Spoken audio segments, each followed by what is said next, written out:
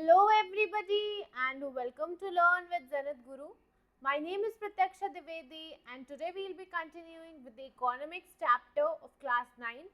कल हमने part A पढ़ा था स्टोरी ऑफ विलेज पालमपुर का. उसमें हमने पढ़ा था कि क्या क्या एक हाइपोथेटिकल विलेज कंसिडर कर ली थी हमने एंड देन क्या क्या वहाँ पे ऐसी चीज़ें हैं जो प्रोडक्शन में यूज़ होती हैं. हमने फैक्टर्स ऑफ प्रोडक्शन पढ़े थे अगर आपको याद होगा. तो अब हम कंटिन्यू करते हैं फिर इस चैप्टर के साथ. आपके देखते हैं आगे क्या क्या है इसमें.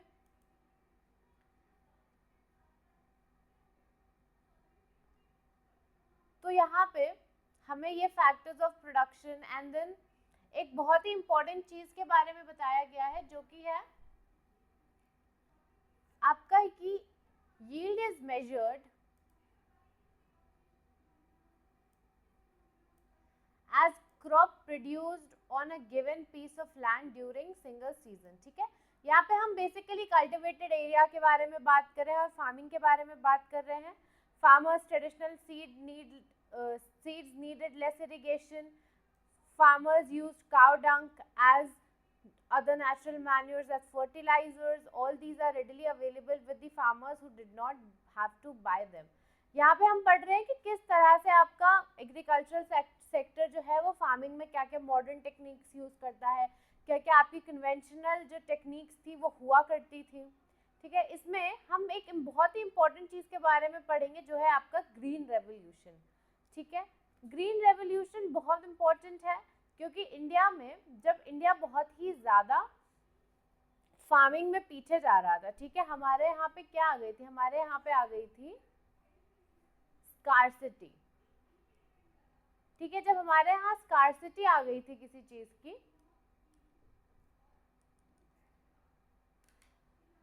प्रोडक्शन की, आपके फूड ग्रेन प्रोडक्शन की जब स्कार्सिटी आ गई थी, तब एम स्वामीनाथन के अंडर, मिस्टर एम स्वामीनाथन के अंडर ग्रीन रेवोल्यूशन आया था.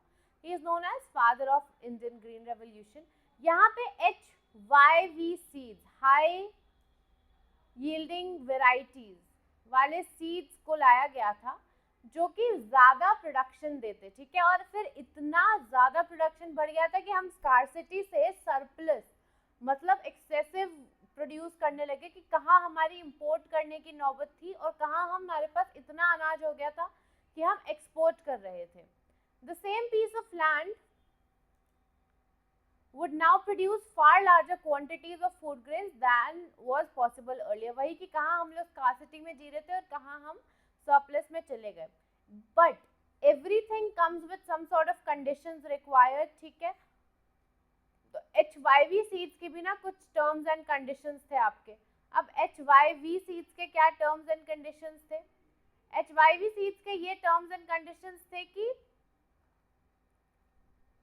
उनको प्रॉपर पानी चाहिए था इरिगेशन के लिए. ठीक है, और प्रॉपर मतलब थोड़ा बहुत नहीं, प्लेंटी ऑफ वाटर, और उन्हें बेस्ट जो आपके केमिकल फर्टिलाइजर्स थे वो चाहिए थे ताकि वो अपना बेस्ट रिजल्ट दे सके. तो वाटर, केमिकल फर्टिलाइजर्स उन्हें प्रॉपर अमाउंट में, एक्सेसिव अमाउंट में इनफैक्ट चाहिए होते थे.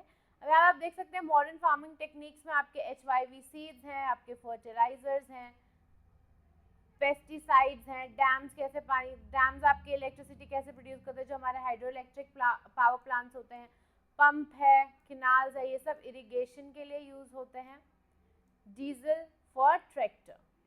तो ये हमारे मॉडर्न फार्मिंग मेथड्स हो गए. अब हम देखते हैं high yields were possible only from a combination of HYV seeds, irrigation, chemical fertilisers और पेस्टिसाइड्स. ये चार चीज़ें बहुत इंपॉर्टेंट होती थी प्रॉपर आपकी ग्रोथ के लिए, क्या कहते हैं, कल्टीवेशन के लिए, क्रॉप्स की प्रॉपर ग्रोथ के लिए.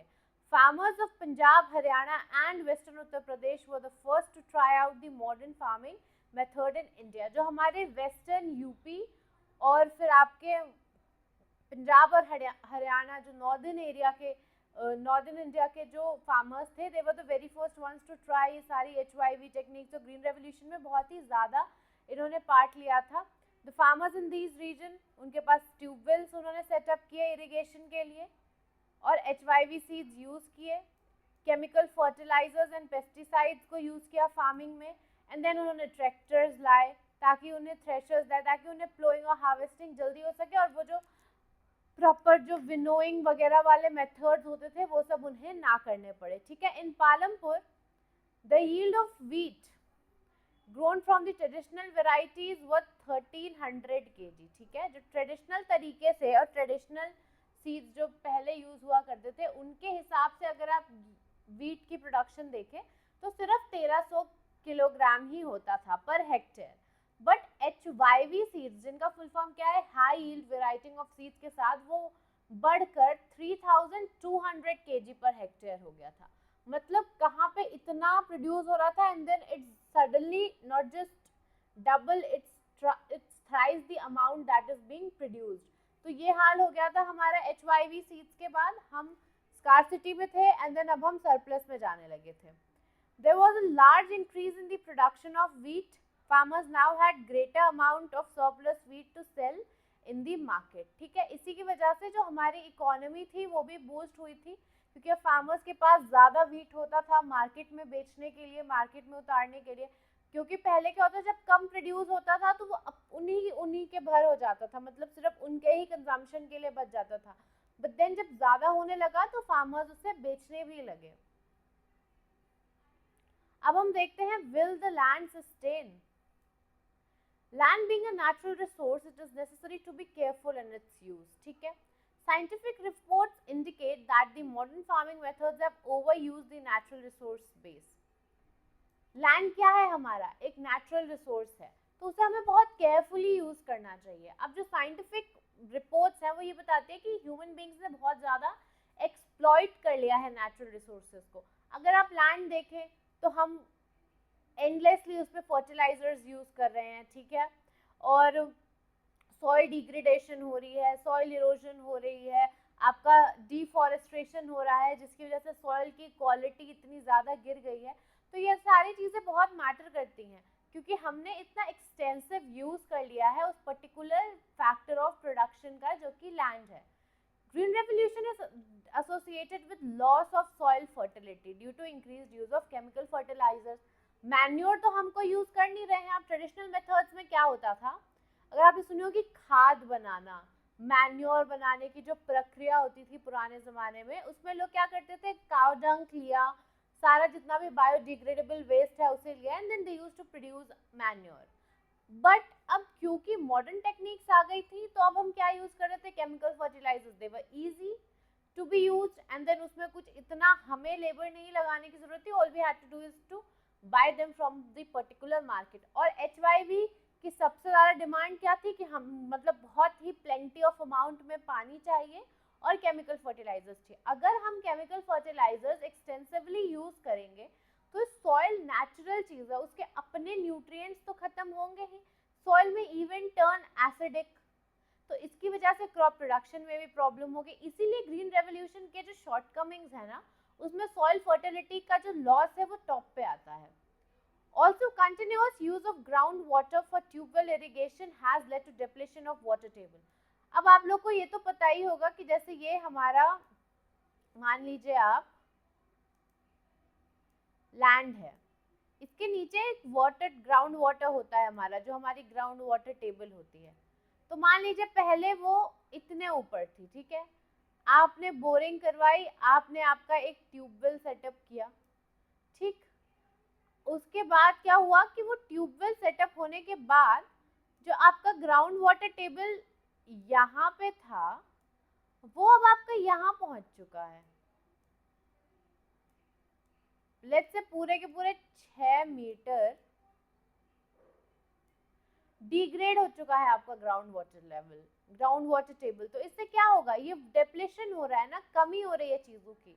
अब जो डेली ड्रिंकिंग फैसिलिटी के लिए जो लोग ग्राउंड वाटर यूज करते हैं उन्हें नहीं मिलेगा। इरिगेशन में इतना यूज हो जा रहा है कि बेसिक नेसेसिटीज के लिए भी नहीं बचेगा। ये हमारे ग्रीन रेवोल्यूशन की शॉर्टकमिंग्स हैं। Environmental resources like soil fertility and groundwater are built up over years. Once destroyed, it is very difficult to restore them. आपने पढ़ा होगा क्या होता है हमारा renewable and non renewable resources। ये हमारी non renewable resources में से आती हैं। वाटर डिप्लेशन अगर चालू हो गया और एक बार ग्राउंड वाटर लेवल कुछ मीटर्स तक कम हो गया, तो क्योंकि वो इतने मिलियंस ऑफ ईयर्स में बना है कि उसका इतना फास्ट प्रोडक्शन दोबारा ह्यूमन कंजम्पशन के लिए पॉसिबल नहीं है। इसीलिए अगर सॉइल फर्टिलिटी हमने लूज कर दी और हमने ग्राउंड वाटर टेबल हमारी बहुत नीचे डिप्लीट कर दी, तो वापस उनका उतना बढ़ पाना बहुत ही ज़्यादा मुश्किल होगा, या मान लीजिए ऑलमोस्ट नेक्स्ट टू इम्पॉसिबल है। अब देखिए, chemical fertilizers provide minerals which dissolve in water and are immediately available to plants, but these may not be retained in the soil for long. They may escape from soil and pollute groundwater, rivers and lakes. अब जो जैसे मान लीजिए ये आपके पालमपुर के खेत हैं, यहाँ पे आपकी कोई नदी बह रही है, मान लीजिए ये नदी है, मान लीजिए प्लीज, मेरी ड्राइंग से तो वैसे नहीं लग रहा है कि ये नदी है, बट ब्लू कलर है तो नदी ही होगी। अब मैं हूँ एक फार्मर और मैंने बहुत सारे पेस्टिसाइड्स डाले हैं और ये सब मेरी HYV वैरायटी के मैंने यहाँ पे सीड्स उगाए हैं पूरे में, ठीक है। अब मैंने इसमें फर्टिलाइजर डाला, इरिगेशन किया, बहुत कुछ। अब जो सॉइल है उसमें फर्टिलाइजर एकदम चिपक के तो नहीं रह जाएगा ना कि हाँ एक बार हमने फर्टिलाइजर डाल दिया अब एकदम सॉइल एकदम फर्टाइल हो गई, वो सारे केमिकल्स वो सॉइल में आ गए हैं जो हमें चाहिए फॉर फर्दर आपका ये HYV की प्रोडक्शन, प्रॉपर प्रोडक्शन के लिए। ऐसा तो है नहीं। तो अब देखते हैं क्या होता है जब बारिश होगी या जब आप ज्यादा इरिगेशन करेंगे तो जो मिट्टी है वो बहती है, मिट्टी लूज होती है, soil is loose, it's not very good in holding on to something, तो वो बह बह के कहाँ जाएगी, इस वाटर बॉडी में। और ये वाटर बॉडी क्या होगी, ये वाटर बॉडी आपकी पॉल्यूटेड वाटर की कैटेगरी में आ जाएगा, ये हमारा पॉल्यूटेड वाटर हो जाएगा, समझे आप। तो ऐसे ही यहाँ पे ये चीज लिखी थी कि दे में escape from the soil and pollute ground water, reverse and lake, क्योंकि वो जो केमिकल्स है वो तो सॉइल के साथ मिल गए ना, चाहे वो कोई आपका पॉन्ड हो या फिर वो कोई आपका लेक हो या कुछ भी ऐसा हो, वहां पे तो वो चीज मिल गई। वैसे ही केमिकल बैक्टीरिया क्या करते हैं, they also kill bacteria and microorganisms in the soil. जो केमिकल फर्टिलाइजर्स है, माइक्रोऑर्गेनिजम्स बहुत इंपॉर्टेंट होते हैं हमारे प्रॉपर नाइट्रोजन फिक्सेशन और उसकी साइकिल के लिए, तो ये उन्हें भी मार देते हैं। तो इसीलिए हर चीज का, अगर ग्रीन रेवोल्यूशन ने हमें स्कार्सिटी से सरप्लस में पहुंचाया है तो उसने हमारे एनवायरनमेंट को भी उतना ही डिग्रेड किया है। Everything that is good for human mankind is always there with some shortcomings. Shortcomings कुछ ना कुछ उसकी होती हैं और मोस्टली ऐसा होता है कि अगर हम अपने करंट की नीड को सेटिस्फाई करने के लिए, जैसे सस्टेनेबल डेवलपमेंट का आपने नाम सुना होगा या हो सकता है आप आगे पढ़े भी। सस्टेनेबल डेवलपमेंट बेसिकली क्या होता है कि आपकी करंट की नीड्स तो पूरी हो रही हैं, बट देन आप इतना ओवर यूज ना कर ले, इतना एक्सप्लॉइट ना कर ले रिसोर्सेज को कि फ्यूचर की नीड्स आपकी सैक्रिफाइस हो जाए, फ्यूचर जनरेशन की। ठीक, अब हम देखते हैं ये क्या है, how is land distributed between the farmers of Palampur. अब इसमें क्या है, यहाँ पे बहुत सारे लोग नहीं है इंगेज एग्रीकल्चर में, ठीक है, और ना उनके पास सफिशिएंट लैंड है कल्टीवेशन के लिए। In Palampur about 1/3 of 450 families are landless, उनके पास जमीन ही नहीं है कि वो कुछ उगाएं। 150 families, most of them Dalits, have no land for cultivation. Again यहाँ पे वो सोशल बैरियर आ जाता है, that just because they belong from a particular community they will not have land to cultivate. Of the remaining families who own land, 240 families cultivate small plots and of land less than 2 hectares in size. Cultivation of such plots doesn't bring adequate income to the farmer's family. अब यहाँ पे हम क्या देख रहे हैं, यहाँ पे हम इकोनॉमिक डिस्पैरिटी भी देख रहे हैं। जिसके पास कम जमीन है वो उतना बना ही नहीं पा रहा है कि वो मतलब स्कार्सिटी में ही वो पर्टिकुलर फार्मर अपनी लाइफ जी रहा है, उस अपने फैमिली तक के लिए ही is not able to save up. जैसे यहाँ पे आप देख सकते हैं ये छोटे छोटे पीस ऑफ लैंड है, इसमें क्या पता लगभग 100 फैमिलीज डिवाइडेड हो इसी पीस ऑफ लैंड में, अरे 100 लोग डिवाइडेड हो या 10 लोगों का ये मिलके 12-15 लोगों का मिलके इतना सा ही टुकड़ा हो, उसमें कितना ही आपकी उपज होगी। और वहीं पे आप एक साइड देख सकते हैं कि ये जो पूरा एरिया है, ये पूरा एरिया बहुत ही ज़्यादा सरप्लस में है। तो ये हमारी इकोनॉमिक डिस्पैरिटी है। You can see that large number of small plots scattered around the village in the picture. These are cultivated by small farmers. On the other hand, more than half of the area of the village is covered by plots that are quite large in size. ठीक है? There are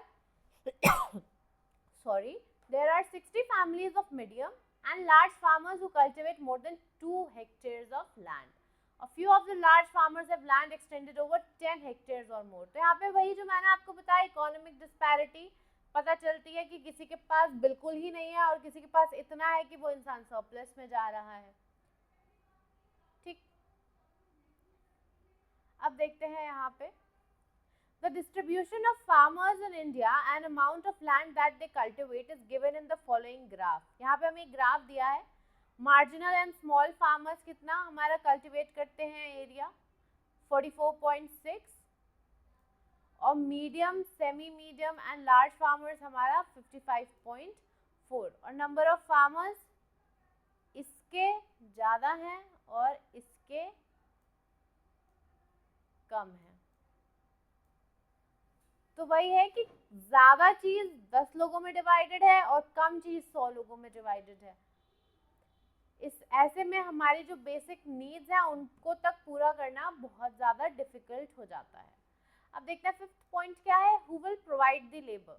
After land, labor is the next necessary factor of production. Farming requires a great deal of hard work. Small farmers, along with their families, cultivate their own fields. They provide the labor required for farming themselves.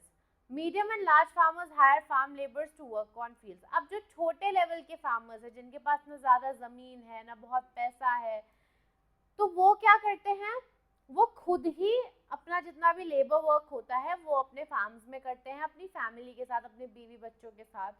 और वैसे ही जो medium या फिर large level farmer जिनके पास उतना पैसा भी है, उतनी ज़मीन भी है, तो वो क्या करते हैं, वो लेबर्स को हायर कर लेते हैं कि जो उनके लिए काम करें।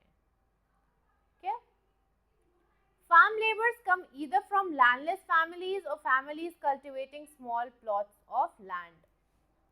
अब जिनको ज़्यादा ज़मीन वाले जो फार्मर्स हैं वो हायर करेंगे, उसमें से ऑब्वियसली जो लेबर्स होंगे उनके पास या तो अपनी खुद की ज़मीन नहीं होगी और होगी तो इतनी छोटी ज़मीन होगी कि उस पर वो अपनी फार्मिंग उतने मतलब उससे उनकी नीड्स पूरी नहीं हो रही होंगी। Unlike farmers, farm laborers do not have right over crops grown on the land. Instead, they are paid wage by the farmer from whom they work. भले ही उस फार्मर ने कितने भी पौधे लगा दिए हो या कितनी भी फसल उगा दी हो, उस फार्म जो वो फार्म लेबरर है उनका उस फसल पे कोई हक नहीं है, जबकि वो वेज पे जैसे डेली बेसिस पे उनको 250, 300, 400 रुपये दे दिए जाते होंगे। 400 तो बहुत ही ज़्यादा है, 250 से ज़्यादा तो मिलते ही नहीं हैं, which is very wrong, but then yeah it is existing. तो उनको वेजेस मिलते हैं डेली के, दिहाड़ी जिसे हम कहते हैं हिंदी में, दिहाड़ी मिलती है उन लोगों को। Wages can be in cash और इन काइंड ऑफ क्रॉप्स। अब वेजेस में हो सकता है कि कैश दे दें आप या तो 250 और या तो फिर 1-2 किलो अनाज, कुछ भी जो भी आपको लगे कि is equal to the amount of cash you will be paying. Sorry, तो ये हमारे वेजेस के तरीके हो जाते हैं फार्म लेबरर्स के।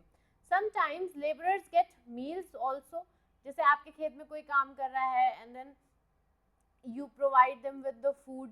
Wages vary widely from region to region, from crop to crop, from one farm to activity to another farm. अब जैसे कि जो लोग पहाड़ी एरिया में फार्मिंग करते होंगे या फिर जो लोग राजस्थान जैसे एरियाज में फार्मिंग करते होंगे, हो सकता है उनकी वेज ज़्यादा क्योंकि वहाँ पे थोड़ा डिफिकल्ट है।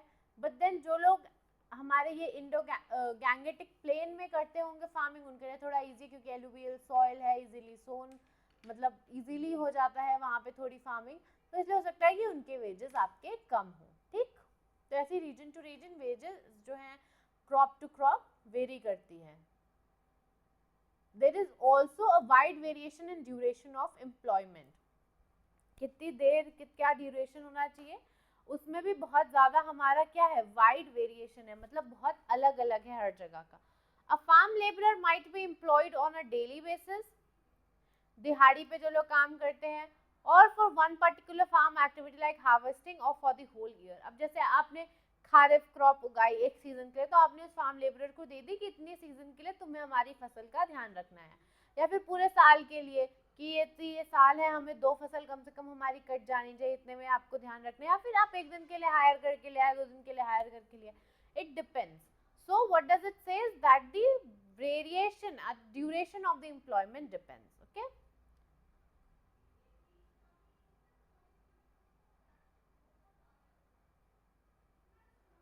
Now we'll see the capital needed in farming. हमने पढ़ा था 4 हमारे factors of production, क्या क्या पढ़े थे हमने, land, labor, capital, human capital, जिसे मैंने आपको बताया था कि enterprise या फिर entrepreneur.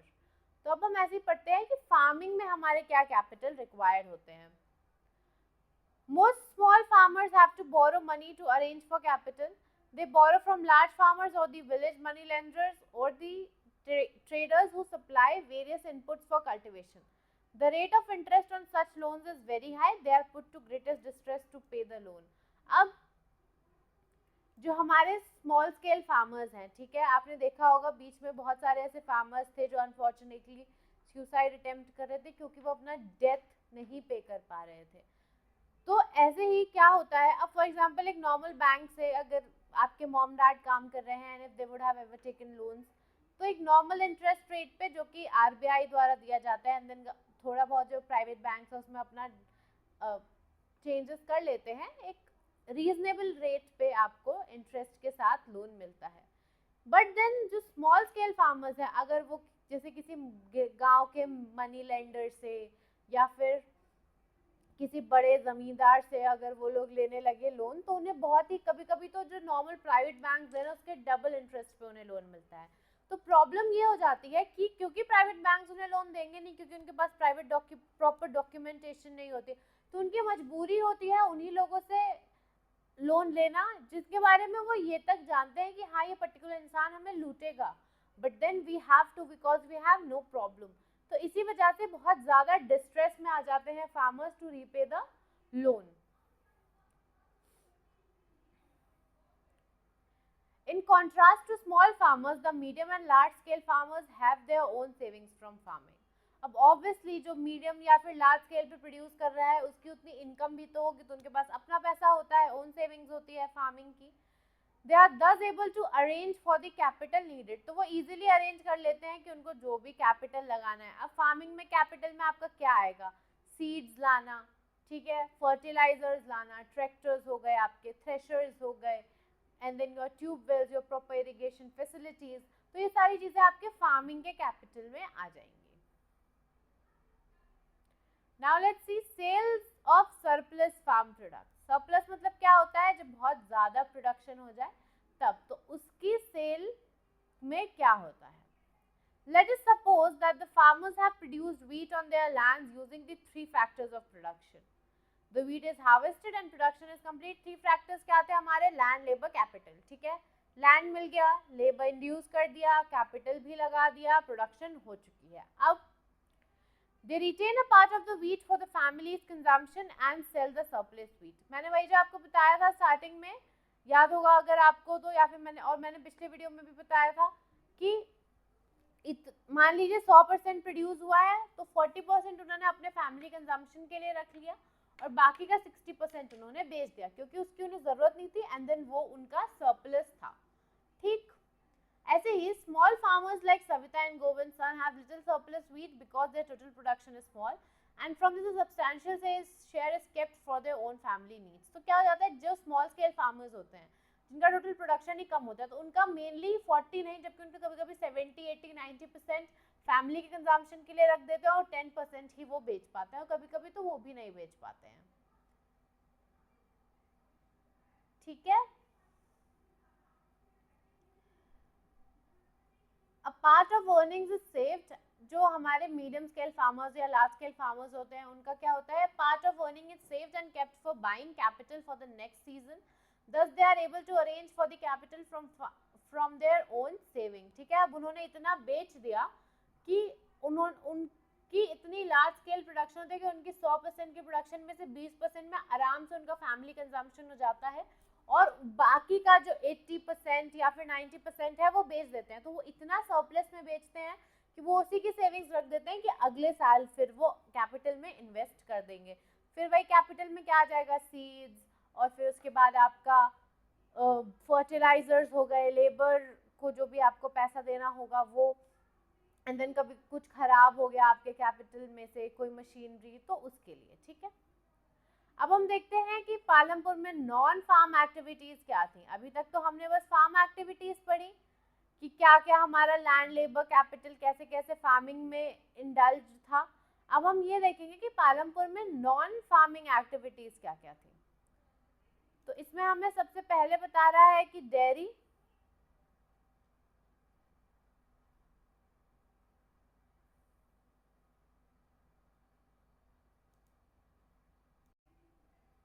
तो अभी तक हमने देखा कि पालमपुर में आपकी फार्मिंग एक्टिविटीज क्या क्या थी। अब हम देखेंगे कि पालमपुर में नॉन फार्मिंग एक्टिविटीज क्या क्या हैं। किसी की डेयरी है, किसी की शॉप है, या क्या है, तो वो सारी चीजें अब हम आगे इकोनॉमी में देखेंगे कि वेरियस सेक्टर्स क्या होते हैं बेसिकली। तो नॉन फार्म एक्टिविटीज में पालमपुर की सबसे पहली जो एक्टिविटी आती है वो है डेयरी की, ठीक है। Dairy is a common activity in families of Palampur. People feed their buffaloes and various kinds of grass and the jowar and bajra that grows during the rainy season. The milk is sold in Raiganj, the nearby large village. Two traders from Shahpur town have set up locations come chilling centers at Raiganj from where the milk is transported to far away to towns and cities. ठीक है, तो यहाँ पे हमने क्या पढ़ा है, यहाँ पे हमने एक चीज पढ़ी कि जो पालमपुर है उसमें सिर्फ एग्रीकल्चर ही एक इकोनॉमिक एक्टिविटी नहीं हो रही है, यहाँ पे डेयरी फार्मिंग भी हो रही है, जहाँ पे people are selling milk to town, cities and the larger villages around. उसके साथ साथ अब हम देखेंगे कि small scale manufacturing, small scale industries में पालमपुर में क्या है। At present, less than 50 people are engaged in manufacturing in Palampur. ठीक? Unlike the manufacturing that takes place in big factories in the towns and cities, manufacturing in Palampur involves very simple production methods and are done on small scale. They are carried out mostly at home or in the fields with the help of family labor.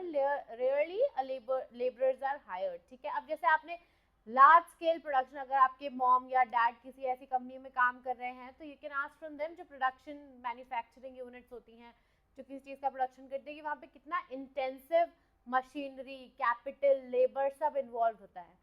तो क्योंकि वो हमारी medium to large scale industries हैं, but Palampur में क्या है, small scale industries हैं। तो ऐसे में क्या होता है कि जो लेबर्स हैं वो भी बहुत कम होते हैं, उसके साथ साथ आपका जो कैपिटल लगता है वो भी बहुत कम होता है, मशीनरी इतनी ज़्यादा कोई रिक्वायर्ड नहीं होती है। तो इसमें कुछ आपको ऐसे इंटेंसिव सेटअप करने की ज़रूरत नहीं है, इंफ्रास्ट्रक्चरल आपके घर पे ही कुछ ना कुछ प्रोडक्शन होता है with the help of family working as labours. तो लेबरर्स को हायर करना भी बहुत रेयर है कि ऐसा भी कुछ होता होगा। ठीक, अब जैसे यहाँ पे एग्जाम्पल देख सकते हैं आप, मिस्ट्री लाल हैं, उन्होंने क्या खरीदा है, mechanical sugar cane crushing machine running on electricity and has set up it on his field. ठीक है, अब ये क्या होता है, शुगर केन क्रशिंग मशीन, जो गन्ने का जूस निकालने वाली मशीन होती है। ठीक है, आपने देखा होगा रोड साइड में जिन लोगों के बहुत बड़े फार्म्स होते हैं वो क्या करते हैं, ऐसी एक मशीन हायर कर लेते हैं, अपने ही कल्टीवेशन के जो शुगर केन होते हैं उसमें उसी को लेके and then they sell sugar cane juice. तो इन्होंने क्या किया है, sugar cane crushing was earlier done with help of bullocks. अगर आपने सुना होगा कोल्हू का बैल, तो पहले क्या करते थे, ये सब काम बैल करते थे, वो ऐसे गोल गोल घूमते थे एंड देन बीच में जो कोल्हू होता था वो घूमता था and then it was crush, sugar cane was crushed and then उससे जो जूस मिलता था। बट शुगर केन से जो गन्ने का जो जूस होता है उससे क्या बनता है, गन्ने के रस से गुड़ बनता है। तो वो मिस्ट्री लाल ने क्या किया, उन्होंने वो मशीन खरीद ली एंड देन वो जैगरी बनाने लगे और उसे बेचने लगे। जैगरी क्या होता है, गुड़, तो इससे उनको स्मॉल लेवल प्रॉफिट्स होने लगे। ठीक है, अब वैसे ही जो तीसरा नॉन एग्रीकल्चरल काम होता है यहाँ पे वो होता है the shopkeepers of Palampur. People involved in trade, exchange of goods are not many in Palampur. The traders of Palampur are shopkeepers who buy various goods from wholesale markets in the cities and sell them in village. ठीक है, जो traders हैं पालमपुर के are shopkeepers, ठीक, who buy various goods from wholesale market in the cities and sell them in the village. ठीक है, वो market से गुड्स खरीदते हैं होलसेल में और फिर उसे बेच देते हैं विलेज में. You will see small general stores in the village selling a wide range of items like rice, wheat, sugar. आप अगर अपने गांव जाते हैं तो आपने वहाँ देखा होगा कि छोटी छोटी दुकानें, जैसे हम लोग यहाँ शहरों में तो हमारे पास सुपर मार्केट्स हैं, ठीक है, we have various these retail chains, but then गांव में आपने क्या देखा, छोटी सी एक दुकान होगी, उसमें सिर्फ जरूरत का सामान होगा, तेल, नमक, मसाला, पेपर, पेन, पेंसिल, जो भी चाहिए होता है. तो ऐसे ही वहाँ पे शॉपकीपर्स हैं. A few of the families whose houses are close to the bus stand have used a part of the space to open shops. They sell eatables. अगर आपके गांव के पास जो भी कोई ऐसा बस स्टैंड या रेलवे स्टेशन होगा, तब वहाँ देखेंगे वहाँ पे कुछ फैमिलीज क्या करती हैं, समोसे की, चाट पकौड़ी की, चाय की, इन सब चीज़ों की दुकानें खोल देती हैं. तो जो लोग ट्रैवल कर रहे हैं वो मोस्टली वहाँ खाते हैं एंड देन पैकिंग्स भी ले जाते हैं. इससे उन लोगों की इनकम जो है वो अच्छी हो जाती है. अब वैसे ही हम एक चौथा सेक्टर क्या देख रहे हैं गांव में, जो कि नॉन एग्रीकल्चरल है, but then is flourishing, is transport. और ये क्या है, एक फास्ट डेवलपिंग सेक्टर है. गांव में कुछ चीजें जो खैर अब तो काफी इम्प्रूव हो गई है, road connectivity, but then I remember when I was 6 or 7 and I used to go back to my home town, to my village, और वहाँ पे सबसे ज़्यादा प्रॉब्लम जो मुझे रेलवे स्टेशन उतर के जो दिमाग में आता था कि अरे यार फिर वो गड्ढे वाली रोड पे ढड़ ढड़ ढड़ करते करते 1-2 घंटे जाना है. एंड आई एम श्योर आप बहुत सारे लोगों ने ये चीज़ अब मतलब आप मोस्टली लोगों ने ये चीज़ें एक्सपीरियंस करी हैं कि अब तो रोड कनेक्टिविटी बहुत इम्प्रूव हो गई है. इनफैक्ट एकदम परफेक्ट रोड्स बन गई हैं आपके घरों तक, आपके गाँव तक.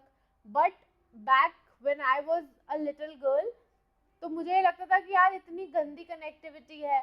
उसके बाद रोड्स तो छोड़िए, ट्रांसपोर्टेशन का इतना इशू होता था कि मतलब ऑटो ढूंढना है तो ऑटो के लिए 1-1.5 किलोमीटर 2 किलोमीटर चल के जाओ तो क्या पता ऑटो मिलेगा. And it was even worse in my when my parents were studying, क्योंकि वो लोग तो उन्होंने तो अपनी लाइफ, मैं तो सिर्फ समर वेकेशंस में जाती थी, उन्होंने तो अपनी पूरी लाइक लेट्स से 25 इयर्स तक तो उन्हीं गांव में बिताए हैं. तो वो लोग बताते हैं कि उन्हें स्कूल जाना होता था तो कितनी प्रॉब्लम होती थी कनेक्टिविटी की. इसीलिए इन सब फैक्टर्स को ध्यान में रखते हुए जो ट्रांसपोर्ट है ना, वो अब फास्ट डेवलपिंग सेक्टर हो गया है इंडिया की जो विलेज इकोनॉमी है उसमें. ठीक है, there are varieties of vehicles on the road connecting Palampur to Raiganj, rickshawalas, tongawalas, jeeps, etc. They ferry people and goods from one place to another and return get paid. आपने देखा होगा एक जो बहुत बड़े बड़े वो टेम्पोज चलते हैं गांव में अभी भी. बुलक कार्ट तो आई डोंट नो, बहुत रेयरली ही चलती है अब, बट देन रिक्शा चलते हैं, जीप चलती है. तो ये सारी चीज़ें गांव में अब ज़्यादा फ्लरिश हो रही हैं और कनेक्टिविटी काफ़ी हद तक इम्प्रूव हो गई है. The number of people involve in transport has grown over the last several years. तो इसी के साथ साथ हमने हमारी पालमपुर विलेज, जो एक हाइपोथेटिकल विलेज इन लोगों ने कंसिडर करी थी, उसी के साथ हमने प्रोडक्शन भी पढ़ लिया, प्रोडक्शन के फैक्टर्स भी पढ़ लिए, पालमपुर में क्या एग्रीकल्चरल एक्टिविटीज होती हैं वो भी पढ़ लिया, पालमपुर में क्या नॉन फार्मिंग एक्टिविटीज थी हमने वो भी पढ़ लिया. तो इसी के साथ साथ now I would like to end the chapter. अगर आपने पिछली वीडियो ना देखी हो, इसकी स्टार्टिंग की वीडियो, तो डू वॉच इट. उसमें मैंने पार्ट ए कवर किया है. अगर आप वो नहीं देखेंगे तो आगे का आपको समझने में बहुत ज़्यादा प्रॉब्लम हो जाएगी. Also, thank you for watching and stay connected to our channel for further SST videos. Thank you.